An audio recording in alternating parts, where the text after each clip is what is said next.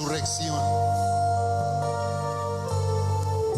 Tan especial porque también estamos entrando en una nueva temporada aquí en casa para celebrar al Señor, para honrarle por su sacrificio en esa cruz, tomando del pan y la copa. Así que es la primera celebración de este año y qué bueno que estás aquí en casa, familia, iglesia. Y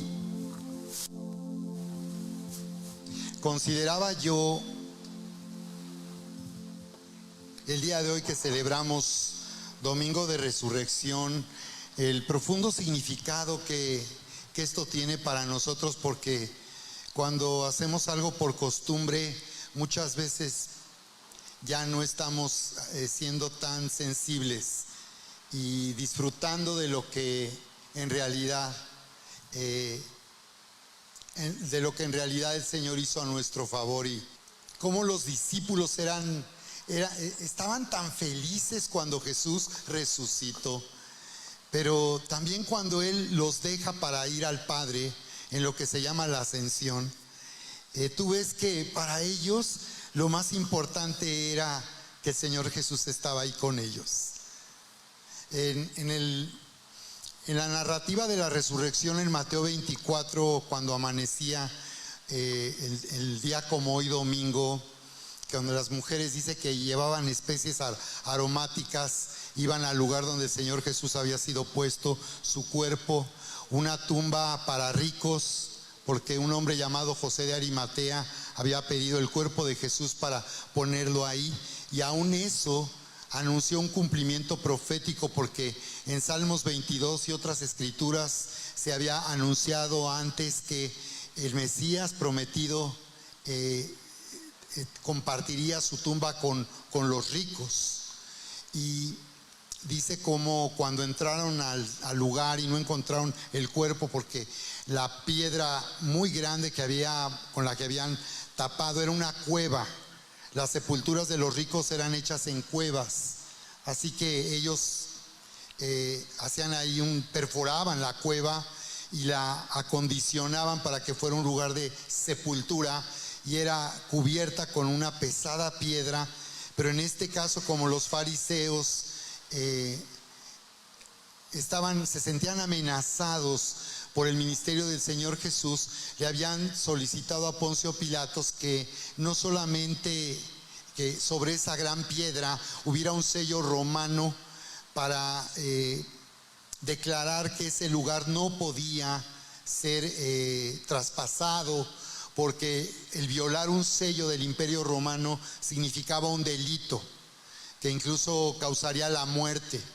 Y no solo eso, sino había guardias ahí resguardando el sepulcro, lo cual parecía absurdo, estar en una tumba protegiendo un cuerpo. Pero es increíble que los fariseos estaban creyendo que Jesús iba a resucitar, pero los discípulos, después de que les fue dado aviso por las mujeres que pues ya habían encontrado la tumba abierta y los sellos romanos rotos por causa de la resurrección, fueron a dar aviso. Y todavía dice en Lucas 22 que Juan corrió más rápido que Pedro. No sé si Pedro era o más pesadito o no sé, ¿verdad? Pero le ganó en la carrera y Juan llegó primero, y dice que el ángel les dijo: ¿por qué buscan entre los muertos al que vive? No está aquí, no lo van a encontrar aquí. Y eso significa que el Señor vive, pero vive para que sepamos que Él está aquí con nosotros, y Él está aquí ahora. Y aunque no lo podemos ver o tocar, dice cómo Él en los 40 días que estuvo todavía con sus discípulos, según Hechos 1, y que aparecía de momento y luego desaparecía, les estaba enseñando a hombres que estaban acostumbrados a estar con Él todo el tiempo, que aunque ya no lo vieran de pronto, Él estaba ahí. Y lo que Él quería traer era la conciencia de que aunque no le pudieran ver ni tocar más, sin embargo, Él iba a estar con Él, como se los declaró: he aquí, toda autoridad me ha sido dada. Después de haber resucitado, declaró: he aquí, toda autoridad me ha sido dada en el cielo y en la tierra. Y entonces, pues, ¿qué no ya tenía toda la autoridad? porque dice que ahora toda la autoridad es dada ahora a Él en el cielo como en la tierra. Y el Señor les dijo: he aquí yo estoy con ustedes todos los días hasta el fin del mundo. Así que sí, los discípulos que le vieron personalmente, vieron su aspecto, le tocaron, estuvieron con Él, comieron con Él, vivían todo el tiempo con la conciencia de que el Señor siempre estaba aquí. Y hoy aquí está el Señor Jesús, porque Él vive y ha resucitado. Y veía nuevamente una película el día de ayer sobre la resurrección, y veía cómo los discípulos se emocionaban tanto cuando veían a Jesús. Y lo que más a ellos les preocupaba es que ya no estaría con ellos, pero Él les dijo: yo voy a estar con ustedes todos los días hasta el fin del mundo. Y Él les declaró toda autoridad, y esta palabra es para nosotros. Quiere el Señor que sepamos que toda autoridad le ha sido dada a Él en el cielo y en la tierra, porque en la Biblia el plan de Dios fue revelado a través de la venida de Jesús, el Hijo de Dios. Un plan revelado porque el Señor nos mostró que a través de su vida, de su sacrificio, su muerte y su resurrección, el Señor estaba llevando a cabo un plan de rescate, donde el Señor Jesús murió en esa cruz para quitar la barrera del pecado que nos separaba de Dios. Nos reconcilió con el Padre para que por causa de su sacrificio podamos ser perdonados de una vez y para siempre, dice. Hemos sido perdonados de una vez y para siempre, y luego dice que nos ha unido al amor del Padre. El propósito y el plan de Dios, su plan maestro era recuperar a la humanidad a su propósito original y dar al hombre nuevamente autoridad sobre toda la creación. Por eso el Señor Jesús dice: toda autoridad me ha sido dada en el cielo y en la tierra, lo cual quiere decir que su sacrificio había sido aprobado por el Padre, y de eso da evidencia la resurrección. Así que los discípulos no fueron a un lugar donde encontrarían un muerto y lo visitarían cada año para recordar que un día Él murió por nuestros pecados. Llegaron a un lugar, llegaron a una tumba que estaba completamente vacía. No se trataba de alguien que solamente muriera y estuviera ahí para recordar su muerte. Se trataba de que se trataba de alguien que no estaba muerto y que no iba a ser encontrado entre los muertos al que vive, porque Él había resucitado. Y su resurrección significa que su sacrificio había sido aprobado y del completo agrado del Padre, y que ese sacrificio era suficiente para que nosotros fuéramos perdonados, reconciliados, y ahora, por causa de su sacrificio, seamos justos, seamos santos y dignos del amor de Dios, como hijos amados y herederos de Dios. Así que Jesús dice: toda autoridad me ha sido dada en el cielo y en la tierra. Y Él está dando comienzo a un nuevo pacto. Vean lo que nos dice la Escritura ahí en Juan 19, 28 al 30. Y tú vas a ver, si tú haces un estudio de los evangelios, te vas a dar cuenta cómo había un plan en marcha y cómo Jesús hizo todo lo que se le había ordenado. El Evangelio de Mateo constantemente hace referencias proféticas y nos habla de profecías antiguas en las cuales Jesús estaba dando cumplimiento para que todos pudieran darse cuenta que Él era el Mesías que Dios había prometido a Israel para gobernar en Jerusalén y sobre todo el mundo. Dice ahí en Juan 19, 28 en esta versión: Jesús sabía que ya había hecho todo lo que Dios le había ordenado. Él estaba en la cruz ahora, estaba a punto de morir. Y dice la Biblia, Jesús sabía que ya había hecho todo lo que Dios le había ordenado. Así que desde un principio Dios el Padre envió a Jesús para cumplir con un plan. Y desde que Jesús nació y hasta ese momento, antes de morir en esa cruz, Jesús había obedecido porque él constantemente dice en el Evangelio de Juan, más de 22 veces dice que él ha sido enviado y yo he sido enviado, y las palabras que no son mías, sino de mi Padre que me envió, y yo hago la voluntad del Padre, porque las obras que yo hago le he visto hacer al Padre, porque lo que yo hago es lo que el Padre dice que yo debo hacer. Entonces hay un plan.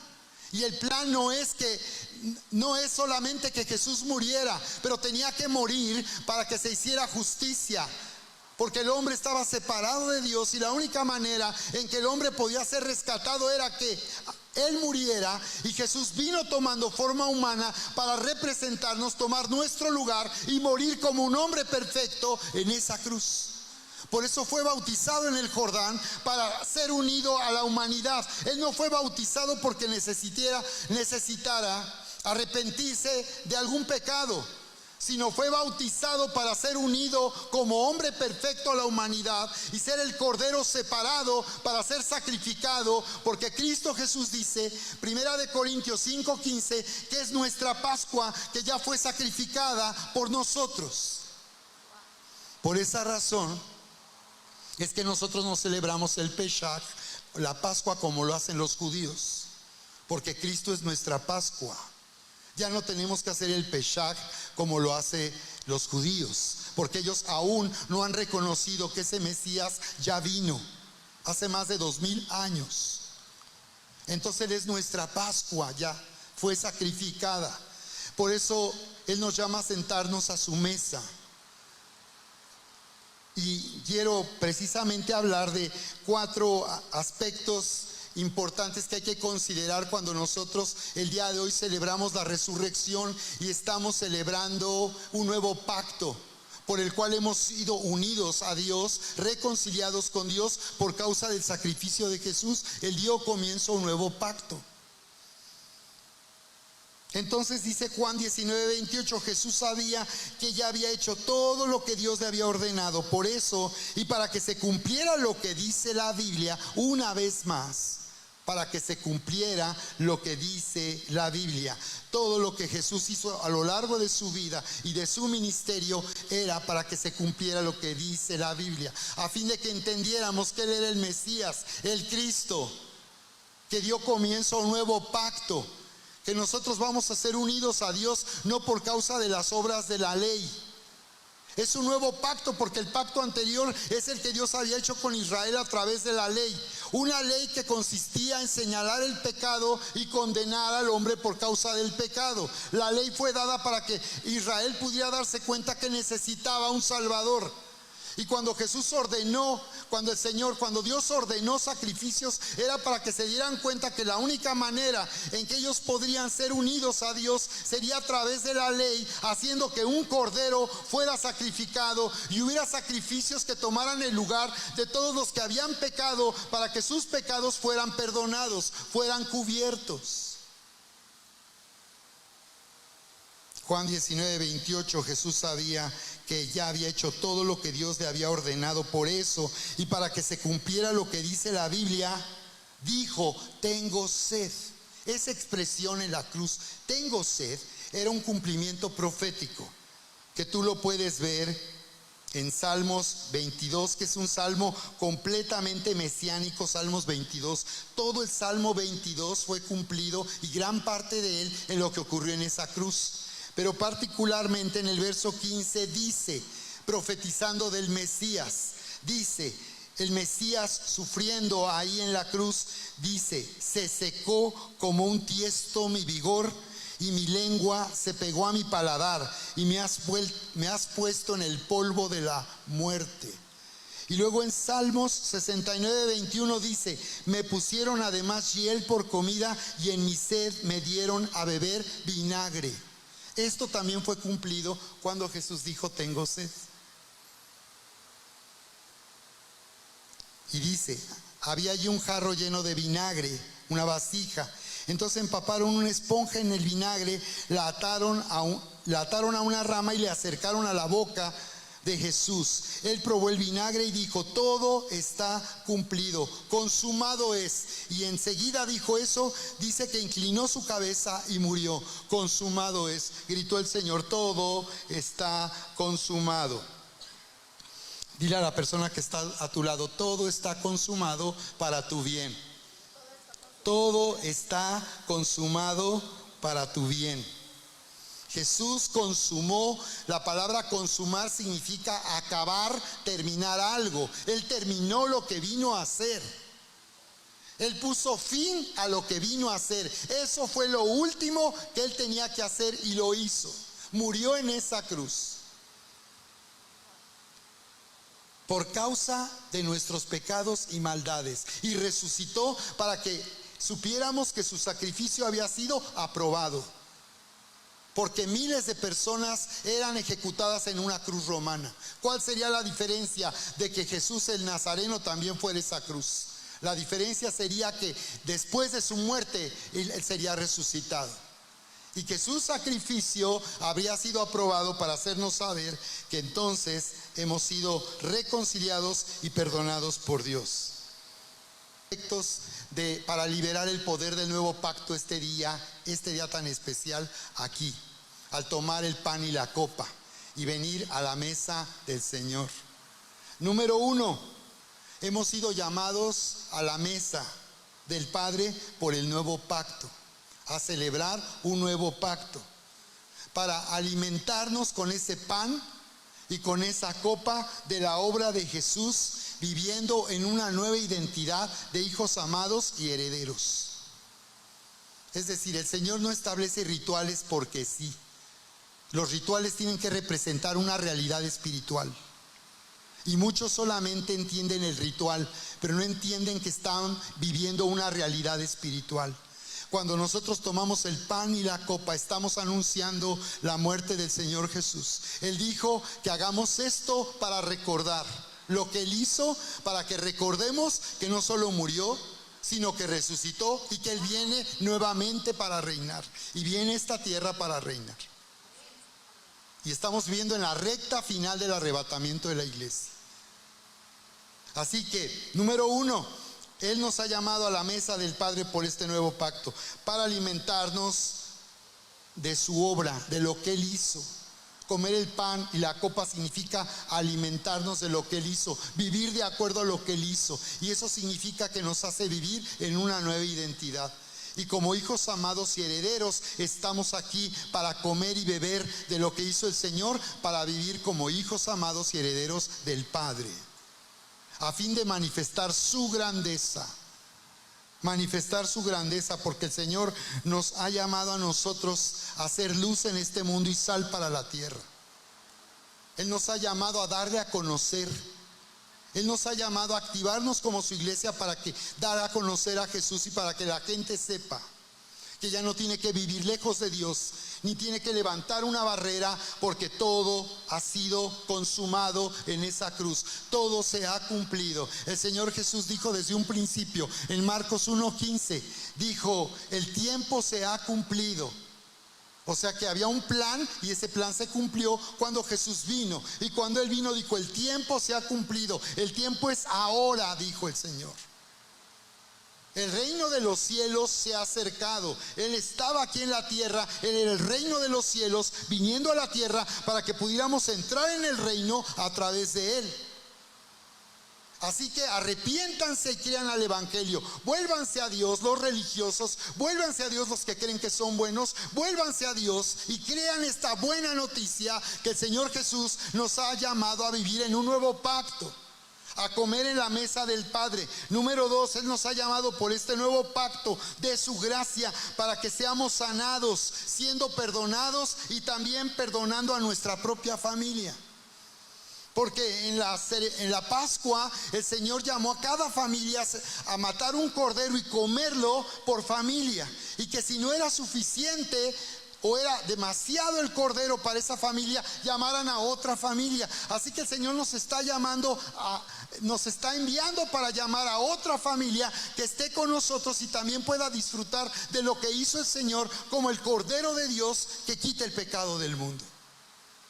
Ese cordero tenía que ser asado, y eso habla del fuego, del juicio. El fuego en la Biblia representa juicio. Ese cordero fue juzgado por causa de nuestros pecados, y de esta manera es que nosotros vamos a ser sanados perdonando a nuestra familia y siendo perdonados por Dios.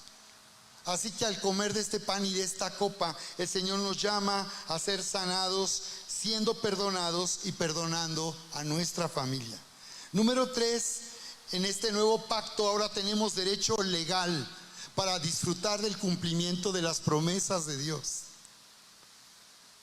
Dios nos está llamando a liberar el poder del nuevo pacto.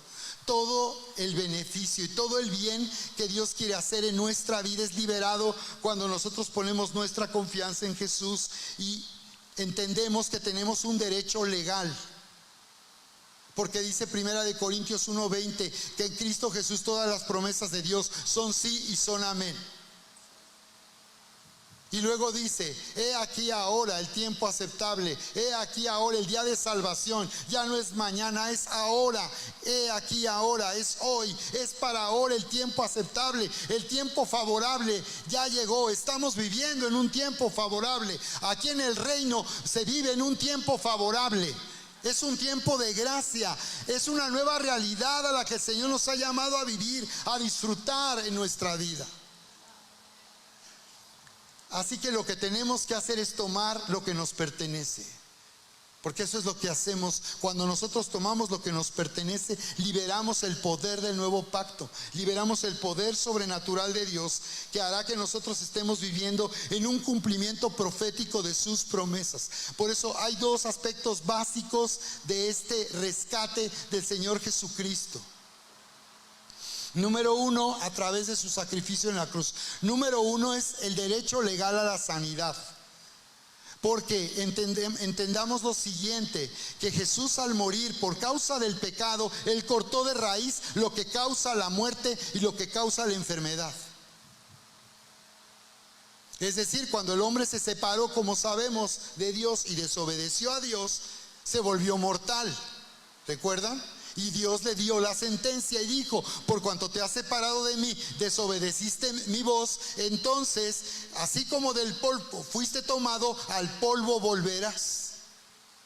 Lo cual estaba diciendo que esa separación hacía que el Señor el hombre estaba siendo cortado, decía el Señor, del aliento de vida. El hombre ya no tenía la vida de Dios mismo. Y por tanto el cuerpo se volvió un cuerpo mortal, enfermo, corrompido.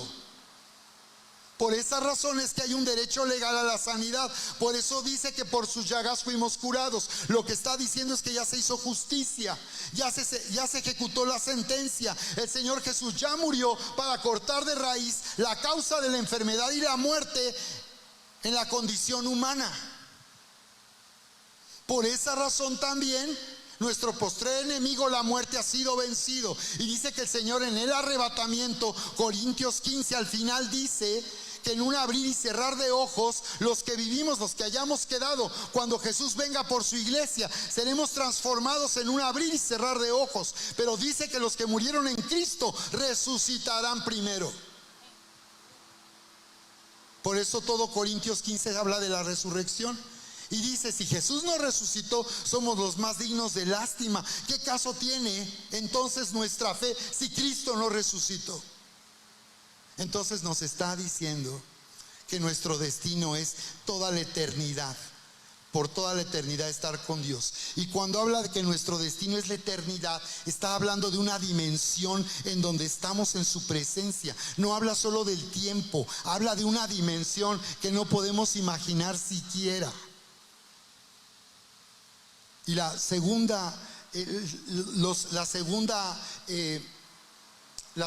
bendición profética que tenemos es lo que nos dice Corintios 8:9, donde dice que el Señor se hizo pobre para que nosotros seamos enriquecidos. ¿Por qué dice eso? Eso tiene que ver con el nuevo pacto. Porque también al morir en esa cruz, el Señor cortó la raíz de la maldición de pobreza. ¿Qué le dijo a Adán una vez que se había separado por causa de su pecado y su desobediencia? ¿Qué le dijo? Le dijo, con sudor y con esfuerzo comerás de la tierra todos los días de tu vida. La tierra te producirá cardos y espinas. Venía una maldición de pobreza por causa de esa separación. En la cruz del Calvario el Señor nos reconcilió, nos unió por el nuevo pacto y tenemos un derecho legal a ser libres de toda maldición de pobreza. Por eso dice que el Señor, siendo rico, se hizo pobre para que con su pobreza seamos enriquecidos. ¿De acuerdo?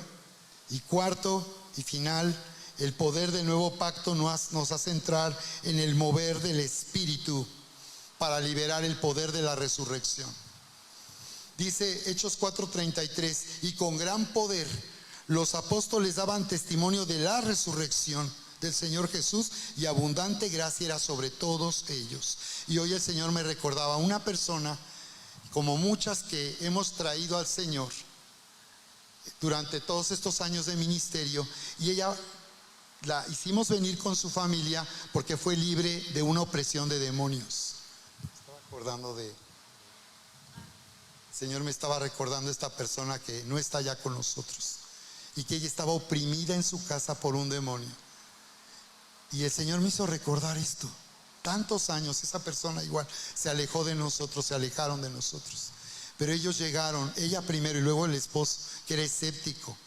Esposos que han sido tan escépticos, tan incrédulos, ¿cómo pudieron finalmente a través de este ministerio conocer al Señor? Por lo que Dios hizo en sus vidas a través del poder de la resurrección. Y recuerdo que fui a su casa y que efectivamente el problema es que de pronto la última vez, y por eso ya buscó ayuda urgente, fue porque le lanzaron un cuchillo, ¿no? Le lanzaron un cuchillo ahí en su casa, en la cocina donde ella estaba, y se aterró. Entonces llegué a su casa, por cierto, por causa de esto, y ordené a ese demonio que saliera de ese lugar. Nunca más tuvo ninguna opresión. Comenzó a conocer, le hablé de Jesús, le invité a orar y a recibir a Cristo. Y después de ella llegó el esposo, y después de eso ella estaba aquí con toda su familia. El poder de la resurrección. Y dice, ¿recuerdan? Marcos 16 dice, ¿recuerdan? Que dice, estas señales seguirán a los que creen. ¿Cuántos creen aquí el día de hoy? Estas señales te seguirán.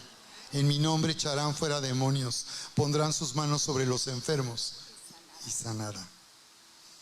Amén. Así que prepárate, vamos en un momento más a orar para recibir el pan y la copa y liberar el poder del nuevo pacto en nuestra vida. Amén.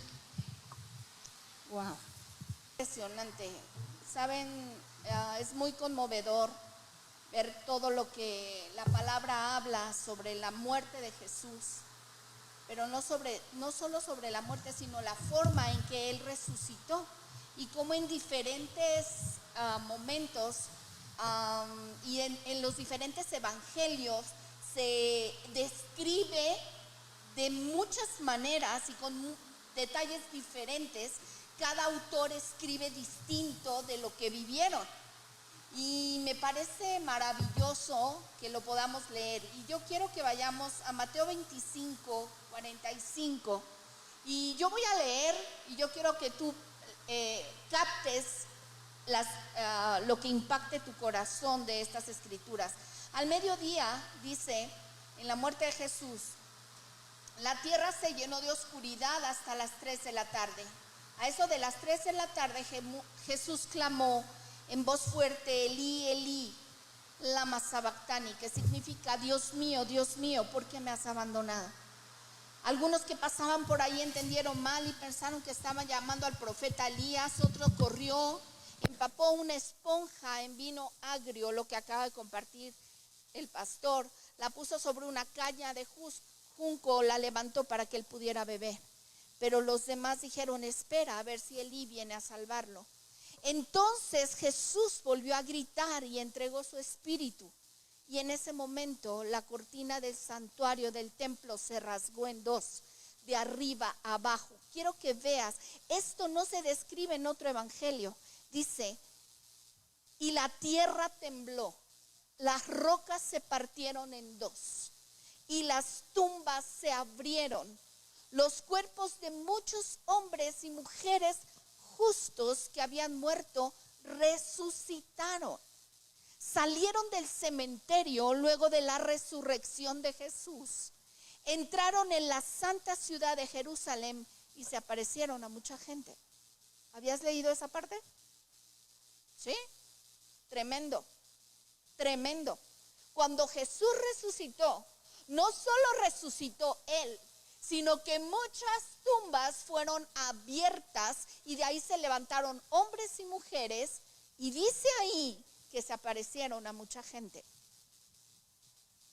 El oficial romano y los otros soldados que estaban en la crucifixión quedaron aterrorizados. Qué interesante, los soldados romanos que estaban en la crucifixión y ahí estaban, dice, aterrorizados por el terremoto, por todo lo que había sucedido, y en ese momento dijeron: este hombre era verdaderamente el Hijo de Dios. Este es el poder de la resurrección.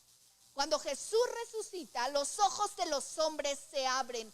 Tus ojos se tienen que abrir y los míos también. Pero no solo los nuestros, sino de los que están allá, ahí donde tú piensas que nunca les cae el 20. De esos que tú dices, es que a estos no les amanece. Entonces empieza a orar por el poder de la resurrección, para que ellos se levanten y todo lo que está muerto vuelva a vida. Lo que se murió. El poder de la resurrección es eso. Me llamó la atención esta palabra, el poder de la resurrección. Cuando Él resucitó, muchos más salieron a vida. Cuando Él resucita, en nuestras vidas, lo que está muerto resucita. Lo que estaba muerto resucita. Si se había muerto el amor en tu corazón, empieza a resucitar. Si se había muerto el perdón, empieza a resucitar. Y dice, muchas mujeres que habían llegado desde Galilea con Jesús para cuidar de Él, miraban de lejos. Vean aquí qué tremendo. Las mujeres no se fueron cuando Jesús murió, sino que dice ahí que estaban a lo lejos observando, entre ellas María Magdalena, la madre de Santiago, los hijos de Zebedeo. Y voy a leer. Al acercarse la noche, José, un hombre rico de Arimatea, que se había convertido en seguidor de Jesús, fue a ver a Pilato y le pidió el cuerpo de Jesús. Pilato emitió una orden para que se lo entregaran. José tomó el cuerpo, lo envolvió en un lienzo de lino limpio, lo colocó en una tumba nueva, su propia tumba que había sido tallada en la roca. No era cualquier tumba. Jesús no murió como todos, como decía la palabra, se cumplió lo profético, ¿verdad? Murió entre los ricos, porque Él era el rey, y no hay rey pobre. Amén. No hay rey pobre. Por eso Él venció la pobreza, Él venció la enfermedad, porque ese es nuestro destino, ese es nuestro lugar de destino. Y dice, amén. Luego hizo rodar una gran piedra para atrapar la entrada y se fue. Tanto María Magdalena como la otra María estaban sentadas frente a la tumba observando. Estaban en la cruz, estaban en la tumba y estuvieron en la resurrección. ¿Dónde estamos nosotros? ¿Dónde andamos? ¿Estamos sentados? ¿O nos vamos? ¿O la tristeza nos invade y nos vamos y dicen esto ya terminó? Pero ellas querían ver el final de la historia. Y estaban donde Jesús murió, donde Jesús lo sepultaron, y fueron las que vieron la resurrección.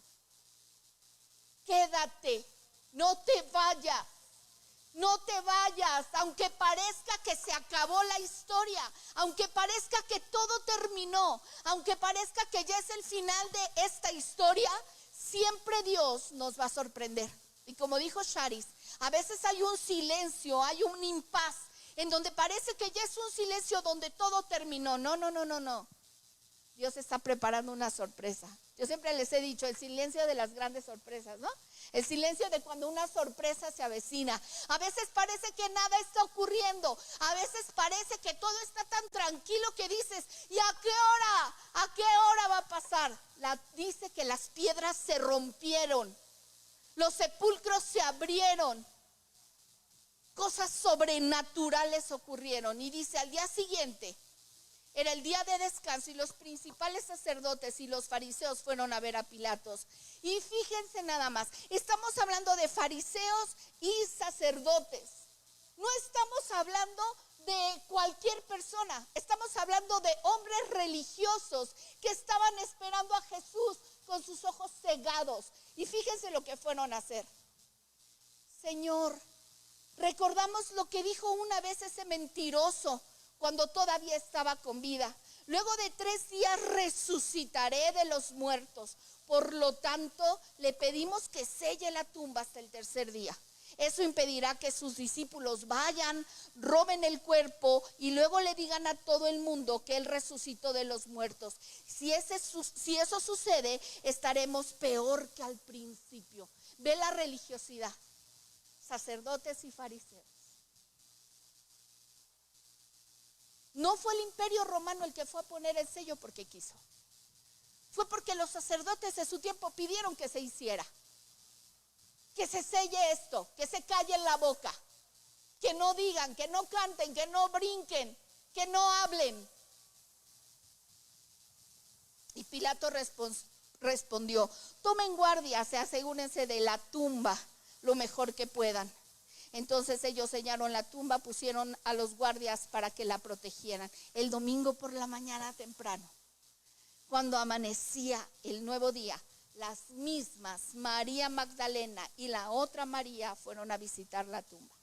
Y de repente, así como cuando murió, hubo un terremoto que rompió las piedras, cuando dice la palabra, de repente se produjo un gran terremoto, pues un ángel del Señor descendió del cielo, corrió la piedra a un lado y se sentó sobre ella. Qué interesantes detalles. Si tú le ves la palabra, está llena de detalles, porque Dios está en los detalles. Por eso Miguel Ángel dibujó un pajarillo donde nadie lo veía y dijo, ¿para qué pones ese que nadie lo ve? Y él dijo, es que Dios lo ve. Dios ve todos los detalles de nuestra vida. Corrió la piedra a un lado, se sentó sobre ella y su rostro brillaba como un relámpago. Su ropa era blanca como la nieve y los guardianes temblaron de miedo cuando lo vieron y cayeron desmayados por completo. Piensa un momento en esta escena. ¿Te la estás imaginando? ¿Sí o no? ¿O solo yo? Tremendo. Imagínate, están las mujeres ahí, hay un terremoto y es porque hay un ángel que se fue ahí resplandeciente y dice ahí que este ángel descendió del cielo. ¿Por qué dicen eso? ¿Por qué está descrito? Porque lo vieron. Vieron cómo estaba descendiendo el ángel del cielo, cómo corrió la piedra y se sentó sobre ella. Y su rostro brillaba como un relámpago, su ropa era blanca como la nieve. Temblaron de miedo, cayeron desmayados. Y entonces el ángel les habló a las mujeres. ¿A quién le habló? ¿Por qué? Porque ahí estaban las señoras, inamovibles. En la noche, cuando murió, cuando le enterraron. Y ya estaban ahí tempranito, listas.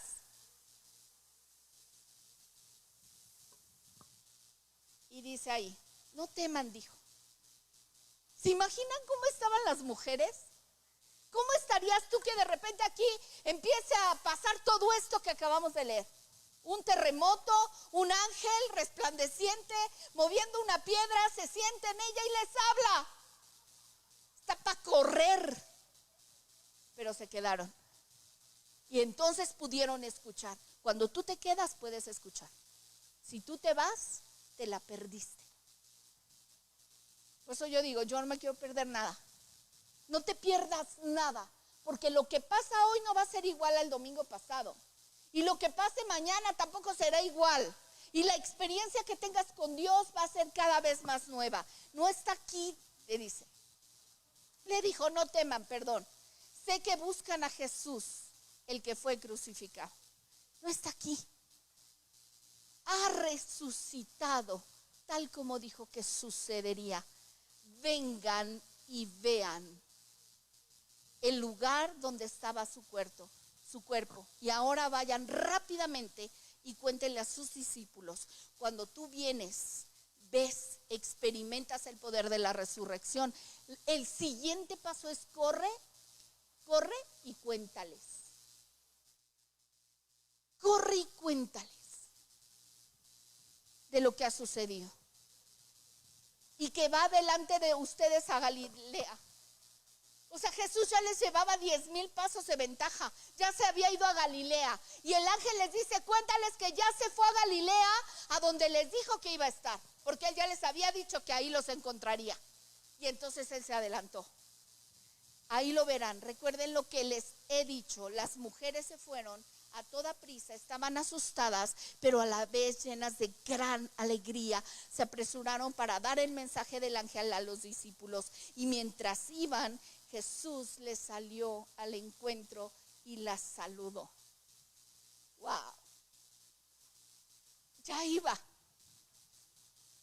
Pero ahí atrás vio que había unas mujeres que iban llevando el mensaje corriendo, con temor, sin entender bien qué onda.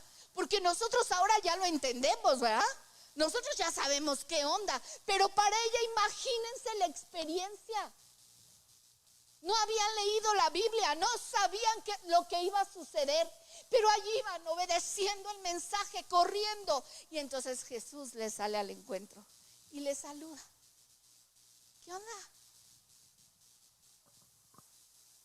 Y ellas, ¿tú qué harías? ¿Tú qué harías si Jesús te sale al encuentro? ¿Qué harías tú? ¿Lo estás pensando? ¿Te lo estás imaginando? ¿Sabes? Él nos salió al encuentro un día, cuando le conocimos. Pero no solo cuando le conocimos, sino cada día Él nos sale al encuentro para encontrarse con nosotros.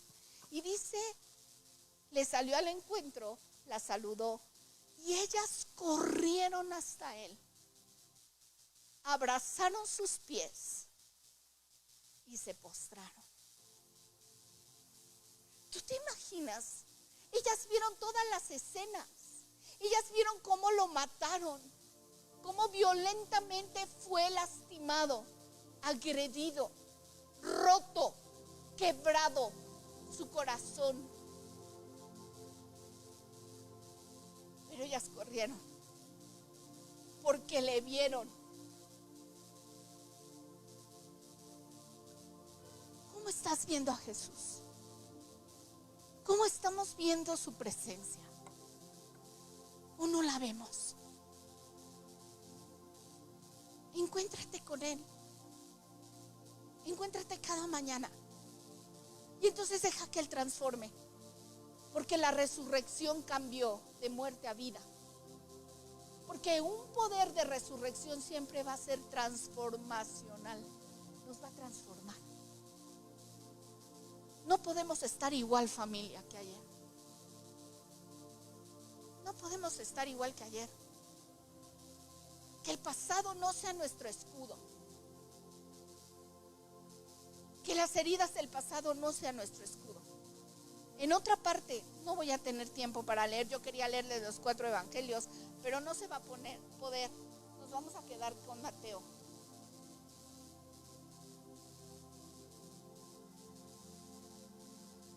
Pero cuando Jesús sale al encuentro, me distraje de lo que les iba a decir, pero en otra parte dice que cuando Jesús se encuentra con ellos, se encuentra en múltiples ocasiones. Y luego se presenta a los discípulos. Y unos le creen y otros no les creen. Y luego hay otra parte en la palabra, en otro de los evangelios, donde dice que Pedro estaba preparando kilos de mirras, inciensos para ir con Jesús. Qué tremendo. ¿Qué hacemos cuando Él nos sale al encuentro cada mañana? No podemos estar iguales. Necesitamos ser transformados. Cada que nos encontremos con su presencia necesitamos transformarnos. Necesitamos cambiar, familia. Dios nos ha llamado a ser transformados y a transformar nuestra atmósfera, a no quedarnos como antes. Dejemos de echarle la responsabilidad a alguien más de lo que yo soy o de lo que yo hago, y vivamos en el poder de la resurrección. Otro de los evangelios dice que después Él sopló y les dijo: reciban el Espíritu Santo.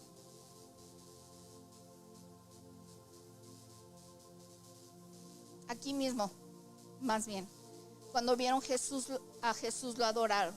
Entonces los discípulos salieron hacia Galilea, se dirigieron al monte para encontrarse con Jesús. Ya no les leí antes. Al monte que Jesús les había indicado.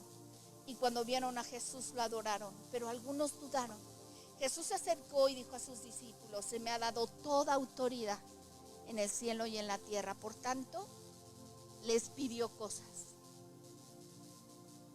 Ese encuentro era para asignarles tareas. Siempre que hay un encuentro va a haber una tarea asignada del cielo para ti. Y dice: vayan, muévanse. No se queden con el dolor. No se queden estancados con el pasado de lo que vivieron conmigo, de las experiencias que tuvimos juntos, de los milagros que juntos compartimos. No, dice: vayan ustedes ahora, hagan discípulos a todas las naciones, bautizándolos en el nombre del Padre, del Hijo, del Espíritu Santo. Enseñen a nuevos discípulos a obedecer todos los mandatos que les ha dado, y tengan por seguro esto, que estoy con ustedes siempre hasta el fin de los tiempos. Y hubo una parte, si no es este evangelio, donde les dice que Él sopló para que recibieran el Espíritu Santo. Y les dijo: perdonen. Me impactó muchísimo, ¿saben? Cuando Él les dio el Espíritu Santo, la tarea para esos discípulos era: perdonen. Y a quienes ustedes perdonen, serán perdonados. Esa es la gran comisión que tenemos: ser gente perdonadora. Yo veo tantos resentidos, tanto cristiano resentido, cuánta gente resentida, porque tenemos que aprender que lo más importante del poder de la resurrección es el perdón, que Él nos dio, pero que ahora nos ha dado a nosotros para que nosotros vayamos y lo demos también. Perdona. Acaba el pastor de hablar de eso, acaba Sergio de decir eso. La sanidad, de la única manera que va a venir es si perdonamos. Y solo hay una forma de perdonar: dejando que el Espíritu Santo gobierne aquí en nuestro corazón. No seas rencoroso, no seamos orgullosos. Perdonemos. Perdona a quien tengas que perdonar. Es urgente y es necesario. Perdona las ofensas. Perdona a quien te lastimó.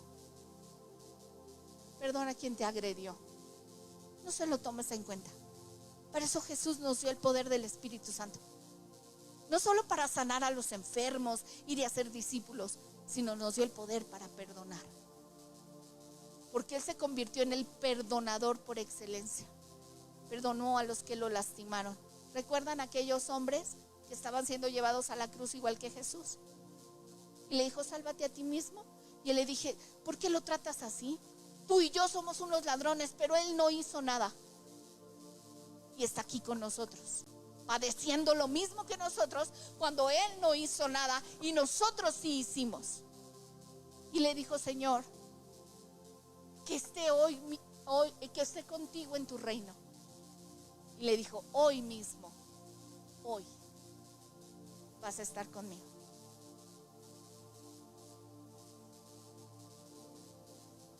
Tiempo de perdonar. Si Él resucitó, Él vive en nuestro corazón y no podemos ser iguales. Puedes decirle a tu esposo: viejo, avísame cuando no cambie. Necesito cambiar. Vieja, avísame cuando no cambie. Necesito cambiar. Necesito reconocer que le he regado. Ayúdame, no me dejes ahí. Yo quiero cambiar. Necesitamos ser gente que constantemente esté en transformación a través del perdón y la sanidad en el corazón. Amén.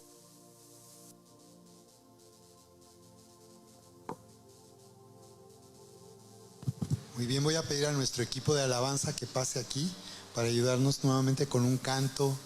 Y vamos a ponernos de pie, vamos a orar para recibir el pan y la copa.